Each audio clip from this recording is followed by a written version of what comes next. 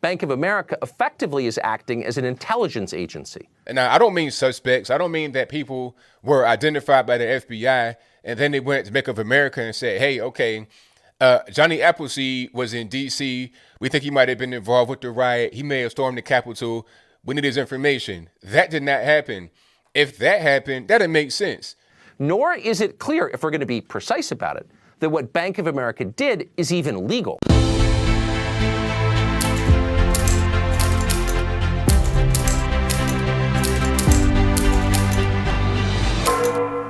This show has obtained exclusively evidence that Bank of America, the second largest bank in the country with more than 60 million customers, is actively but secretly engaged in the hunt for extremists in cooperation with the government. Bank of America is, without the knowledge or the consent of its customers, sharing private information with federal law enforcement agencies.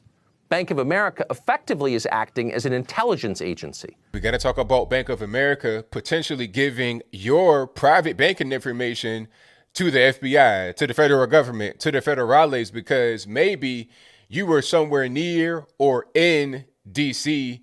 right around the time of the Capitol kerfuffle on January 6, 2021. So what do you notice about that profile?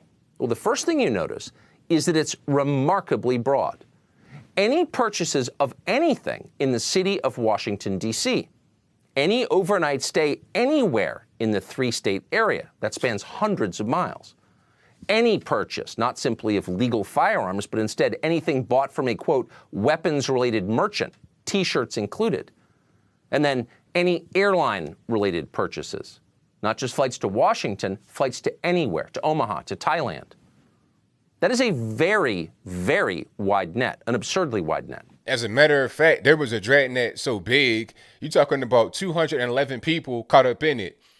Now, I don't mean suspects. I don't mean that people were identified by the FBI and then they went to Bank of America and said, hey, okay, Johnny Appleseed was in D.C. We think he might have been involved with the riot. He may have stormed the Capitol. We need his information. That did not happen. If that happened, that'd make sense. Federal investigators then interviewed at least one of these unsuspecting people. And that person, we've learned, hadn't done anything wrong, and in the end was cleared. Imagine if you were that person. The FBI hauls you in for questioning in a terror investigation. Not because you've done anything suspicious, you haven't. You bought plane tickets and visited your country's capital. You thought you could do that. You thought it was your country. Now they're sweating you because your bank, which you trust with your most private information of everything you buy, has ratted you out to the feds without telling you, without your knowledge.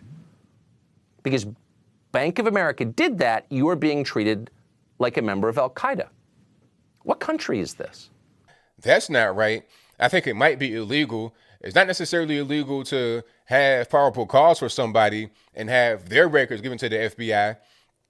But just a regular person that is not a suspect gets their information scanned and then gets sent in batch to the FBI? It's the law. We had no choice.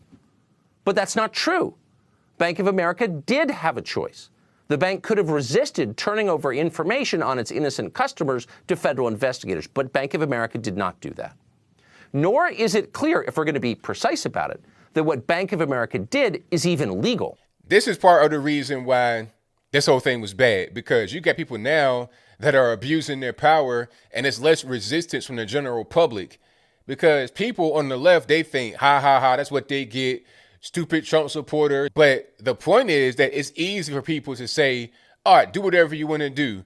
You know, get everybody caught up in the dragnet, investigate innocent people with no probable cause. They think it's okay because they think that they're Trump supporters and they deserve it. But then when somebody comes to their door and they get that big police knock, that boom, boom, boom on their door, they're like, hey, what's going on here? I'm an innocent person. I'm a liberal. Nah, because you advocated for this overreach of government.